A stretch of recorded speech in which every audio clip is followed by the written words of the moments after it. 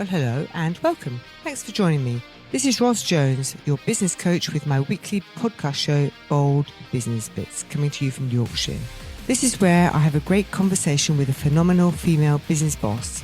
We share some of the bold stuff they do, lessons they've learnt, adversities they've overcome, and the fun they have. And then I'll be dipping into my toolkit and sharing a top tip. Business can be lonely, so make sure you join us each week and be part of our show.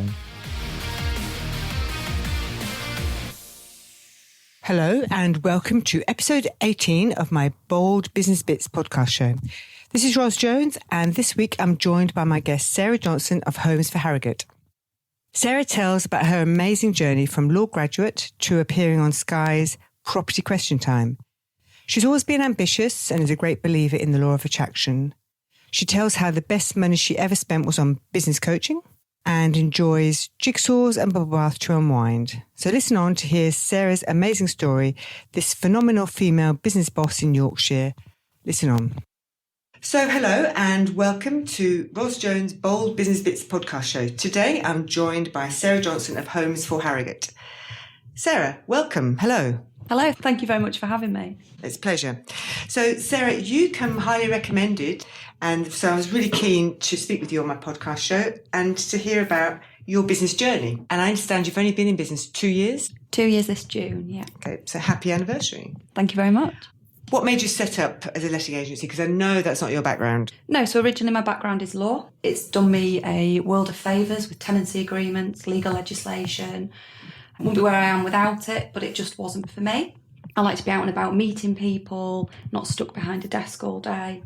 So I spent 8 years working for other local letting agents in Harrogate. Always been quite ambitious. I worked up from lettings negotiator to assistant manager to manager. There are ways that I think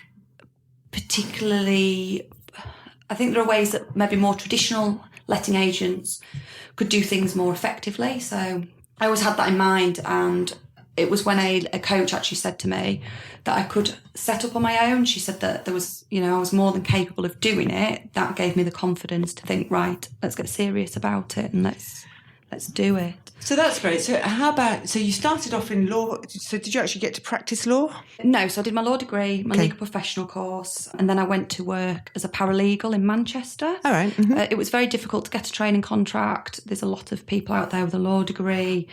So that was quite difficult. No, so I didn't actually practice law. And so what took you from law, from a legal degree, into working for a letting agency? What was the step that took you there? So I came back from Manchester, back to Harrogate, which is where I'm from. I got a job in a bar, a local bar, very, very nice one. The hours weren't for me. A lot of hours, lots of pressure, which is probably no different to what I'm doing now. And then I decided to go travelling because it wasn't what I wanted to do. My dad's got rental properties. I've always had a bit of an interest in property, but to be honest, I needed a job. So went to work for that, really enjoyed it. I see. And carried on working up. Okay. And was that the business mentor speaking with you, that was the trigger that made you set it by yourself, or had you been thinking about it before? I did already have a folder in my house of plans to set up my own estate agency. Mm-hmm. I'm glad I didn't, because I was obviously going to have a bigger high street office, lots of staff. I would definitely have bankrupted myself within a few months. I decided that I was wanting to aim higher. I felt that I'd reached a ceiling in the company I was in. I got quite frustrated and I didn't feel I had any other option. But actually, when she told me I was capable, something in my brain just said, come on, you can do this. Somebody's told you that you can do this. Right. And that was it. It's interesting, isn't it? As women, sometimes we have to be given permission to do something. Yeah. Oh, absolutely. I've got a constant guilt. I always feel guilty about things. When in your own business, I feel guilty if I take time off to go and do some well-being or look after myself. I feel a lot of pressure, and I feel like I'm very academic, and I feel unless I've got a certificate in something, I feel like that justifies I know what I'm doing. So I love to study and get certificates. But yes, I feel like I need somebody telling me I can do it. Yeah. But wow, what a journey. So 2 years later, where's the business at now, Sarah? So Homes4Harrogate's going great. I've got a part-time member of staff now, Petra. She works part-time with me. She's amazing. She does a lot of what I do. Great. We're managing 50 managed properties at the minute. Wow. We've dealt with about 120 in total, because some of those have been tenant find onlys where landlords want to look after the property. The reputation is amazing. We've got so many great reviews and word of mouth, and it's going exactly where I want it to, and I'm so grateful every day and so pleased that I did it. It's the best thing I've ever done. What's been your proudest moment so far? Gosh, there's so many. It's weird because we've won awards, and for a company that's only 2 years old, that's amazing. We've been nominated and we actually won one through Rightmove. But actually my proudest moment is when I'll go move a tenant in at the property and they just say, thank you, you've been so helpful. It's the best experience we've had. And to me, I'm thankful every time I move somebody in, and you can just tell that they're really pleased with the service you've got. Yeah. So tell us a bit. There's lots of letting agents, and I've met some, and I guess there's loads in Harrogate in particular. But what makes you different? What makes you stand out? Why do people come to you rather than somebody else down the road? I think in this day and age, it's all about people, and I genuinely care about my business, my clients. I'm one of those people that no way on earth would I ever let myself do something badly. I'd rather not try in the first place. And I think that the personal service and that somebody really caring is what works. I think tenants don't always feel that the letting agent care about them. They care more about the landlord, possibly. I think landlords sometimes feel like a number. I think the fact that I'm meeting the tenants at viewings, I'm doing the referencing, I'm moving them in, I'm doing the inspections, I'm doing the checkout, and the landlord knows they can come to me and I've been there every step of the way, is very reassuring. They don't have to speak to lots of different members of staff. They know and trust in me that I'm going to look after it for them as if it was my own. I often tell my clients I wouldn't move a tenant into one of their properties if I wouldn't move them into one of my own. Mm-hmm. I don't just want to fill them and get paid. I would, there's nowhere for me to hide. Yeah. So it sounds like the business is built very much around you, Sarah. Is that fair to say? Yes, I would say so. So I'm a business coach, yes. And what I teach my clients is that a real business is a commercial, profitable enterprise that works without you having to be there. Yes. So what's your plans going forward, if you don't mind me asking? So that is the aim. As much as I love dealing with my tenants' boiler problems and leaking dishwashers, it isn't where I see me being in 15 years' time. I've already started the process. Petra's come on board now. Mm-hmm. We've done a lot of social media posts introducing Petra to everybody. Yeah. I'm introducing her to my landlords, my tenants. She's proving very popular. Everybody loves her. She hasn't got a lettings background, so I'm training her exactly how Homes4Harrogate likes to work. Yeah. Which is great. And she's doing the things that I'm doing. So eventually she will have her own new clients and tenants that possibly might not have spoken to me. They might have spoken only to Petra. Right, yeah. And that's how we're going to grow. We're going to have somebody dealing with their own set of clients, as opposed to having, say, its own department, the own maintenance department, accounts department. I'm going to have more sort of portfolio managers. Oh, yeah, okay, I like that idea. And how did Petra come into your life? I was advertising for staff, so I used a online site looking for her. She applied. She came in to see me, and I just knew immediately that she was just right for the company. She's got an amazing can-do attitude, very friendly, very eager to learn. Her dad's an architect. She's from Hungary originally. Her dad's an architect, so she's always had a passion for property, and she's just taken to it like a duck to water. She's amazing. Fabulous. And we were talking earlier about the law of attraction, this amazing law that says that what you ask for, what you put out there, you will get, you will receive. So that sounds like a great example of that actually happening. What do you think? Definitely. Without a doubt, I believe very strongly in the law of attraction, and I sort of knew what sort of person I wanted for the role and I think if you visualise what you want, it happens all the time for me, and I'm completely grateful for it. But if I really set my mind on what I want and where I want to be, whether then I'm making that happen or it comes to me, it's definitely true. I believe in it 100%. Yeah, it's uncanny the way the world works. It's an amazing thing. And what about you started off with, when you set up your business, presumably you had no clients. So how have you managed to attract your clients to your landlords and your tenants? It was me, my laptop and my lounge. It was a very scary place, but it's the most fun I think I've ever had.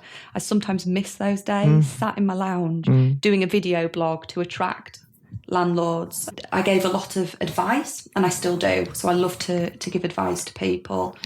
We do video blogs, written blogs, hold property events. It was a lot of writing blogs, doing a video blog, a lot of social media. My business wouldn't have managed without social media, and a lot of networking. So networking. Any particular one or several? Or? I tried everything to begin with. Okay. I had a lot of time on my hands. Yeah. Harrogate, luckily, is a very small place, and everybody sort of knows everybody, and good word travels. It's a great town for it, and I think you go to a lot of networking events, you see a lot of the same people, you build a lot of trust and relationships with people, and that has just spread. And I was very lucky. I had a lot of support on social media, a lot of people sharing things, liking things. The support's been amazing, and I definitely couldn't have done it without all the people in my life that have helped me. Fabulous. And what about business coaching? Because it feels to me that I would have guessed you must have used a business coach somewhere along the line. Again, the law of attraction brought somebody into my life. I went to a Property Investors Network meeting, which is one of the networking events that I go to, and they let me do the lettings update for landlords. I went to my very first one, very shy, very scared, very alone. And there was a lady called Sally Lawson doing a presentation. She used to be the ALA president. Yeah. She used to be the ALA president, who's our regulatory body. And she was doing a talk on how she started in lettings in her 20s and how she built her agency. And she was giving away a free pass ticket to her one-day event. So I went. That turned into 4 3-day residentials with groups of other letting agents, and the course was entitled How to Start, Run and Build Your Own Letting Agency. Oh, perfect. It was the best money I've ever spent, and I speak to her about it and I say, I couldn't have done it without you. And she said, I was the one that put it into practice, and not everybody always does. Absolutely. So you have to go away and do the work. Yeah.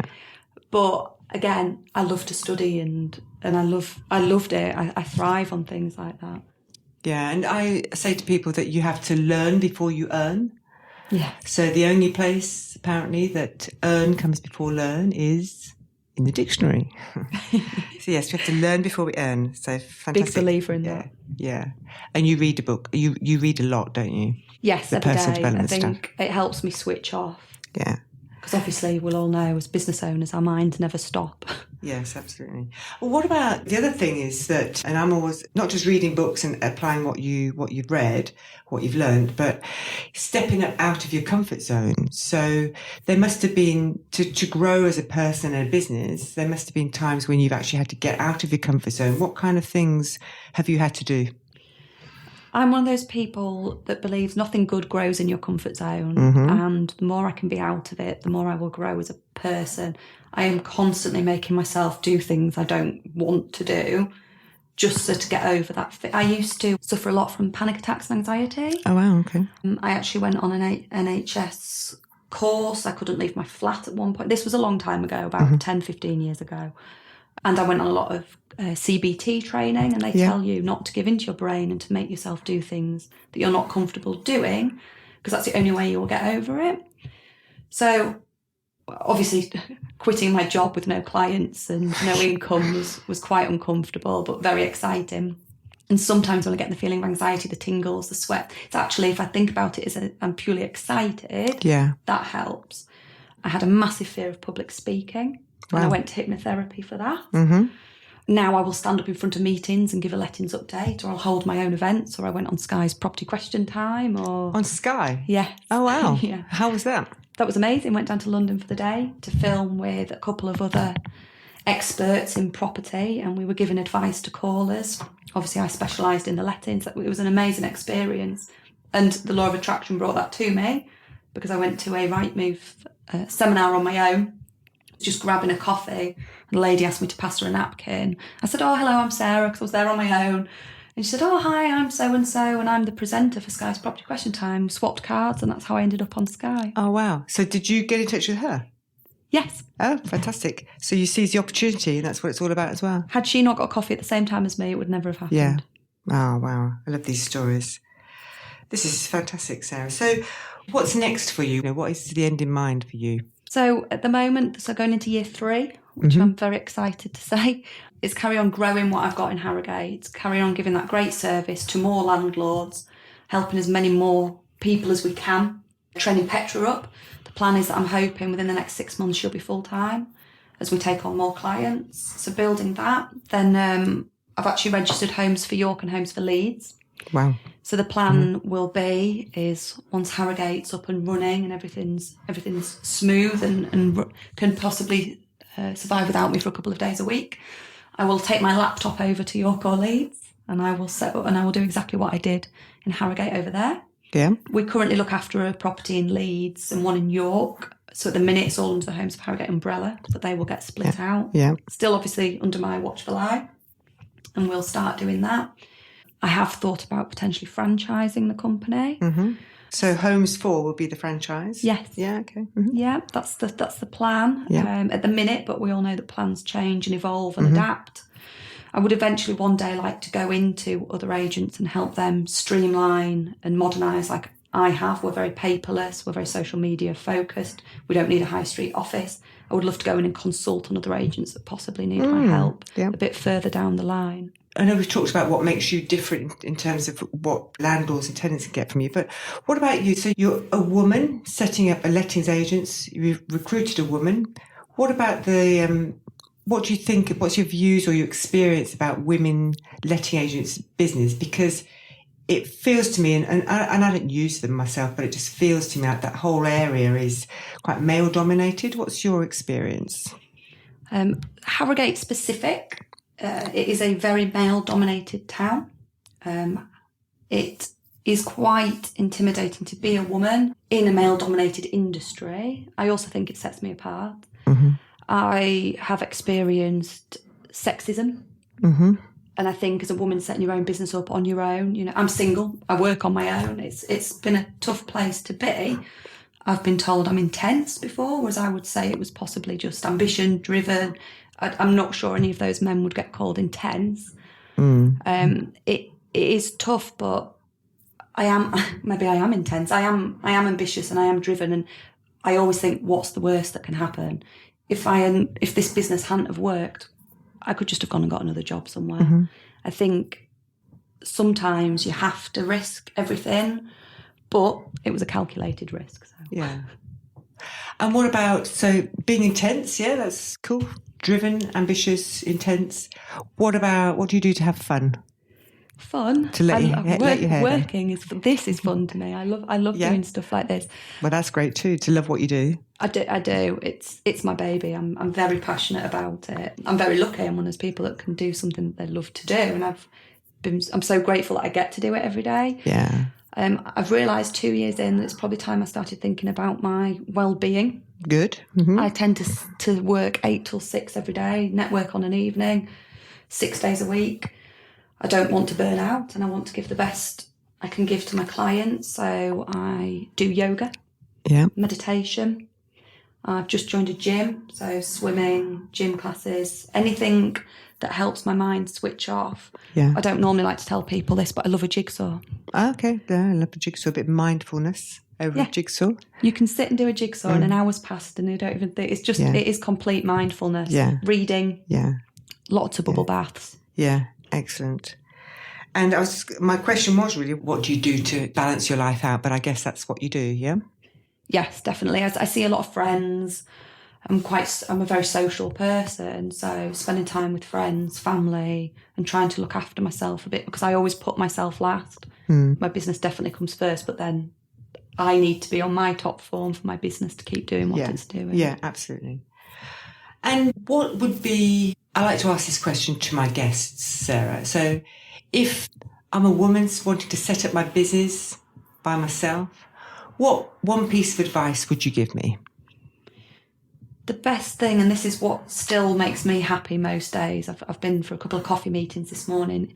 I could not have done it without fellow like-minded individuals. I think it is very tough. We all know it's going to be tough when you set a business up. I thought it was going to be tough for different reasons. I thought I'd be worried about the bills, the money, which obviously, don't get me wrong, you do worry about. But actually, you sometimes you realise that maybe, and I don't want to be unfair to them, but sometimes your friends or your family who are in employment don't quite understand what a lonely place it can be if you're a woman setting a business up on your own.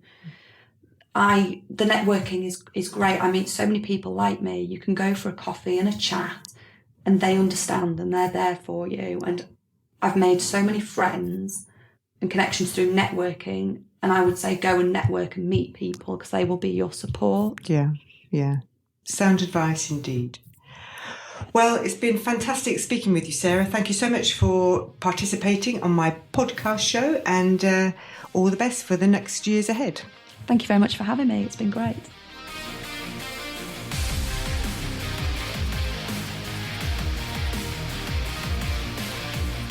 In our conversation, Sarah mentioned that the trigger for her to finally take the plunge to set up her own business was when her business coach assured her that she was very capable of doing this. Isn't that interesting?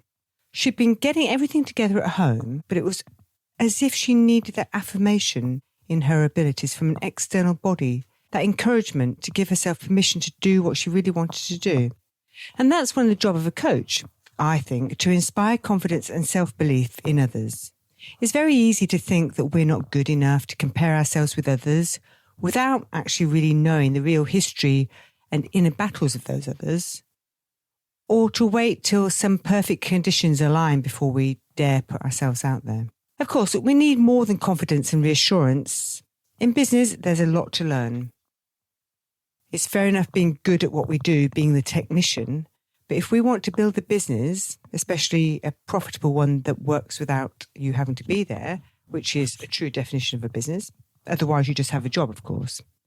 If you really want to build a profitable business, you've got to be more than just a technician. You have to be willing to learn new things, know how to plan, know your numbers, manage yourself and your time, be great at marketing and sales, know how to put in your systems to recruit, be a great manager and leader to build and retain highly effective teams, all these things. You need to be able to let go of the reins and delegate and let your team have the head. And the list goes on. It's no wonder so many people give up or stay as a technician or just be mediocre or even go bust. That's where a business coach is worth more than their weight in gold. I teach and coach my business owner clients to build their business step by step in a systematic, structured way using tools and techniques from my toolkit that are based on the world's #1 business coaching firm, Action Coach.